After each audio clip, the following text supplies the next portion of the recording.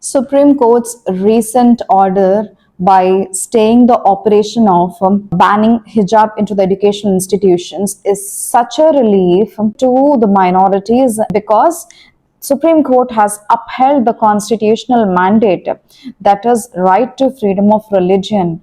Under Article 25 of your constitution, your right to education and your right to equality. No person can be discriminated on any grounds.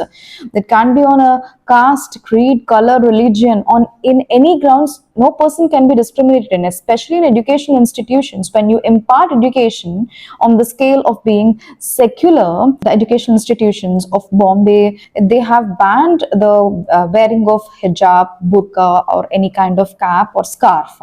So their reasoning is that since it's an education institutions and everybody should be equal, and this kind of religious attires will disturb the uniformity. Yes, under one pretext that suppose if these people, if these women, if they are wearing those hijab and scarf, and if they're sitting in the classrooms and if teacher or the lecturer is unable to identify them, in such a case, they should not wear it inside the college because the teachers cannot identify them.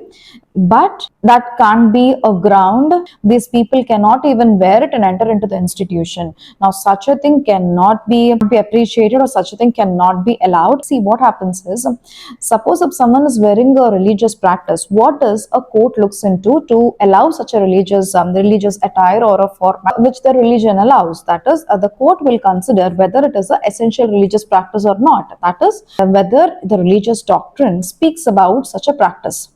Then the court will decide the matter. If that is not, wearing such a religious attire is not an essential religious practice, then the court cannot allow such a religious practice. Now here what happens is, every person is having their own identity, their religious identity, their personal identity, and this kind of rules cannot be accepted, especially in educational institution, because that is where the younger generation is going to learn about the future, learn about the system, and that is where they are going to impart equality. That is where they are going to impart brotherhood.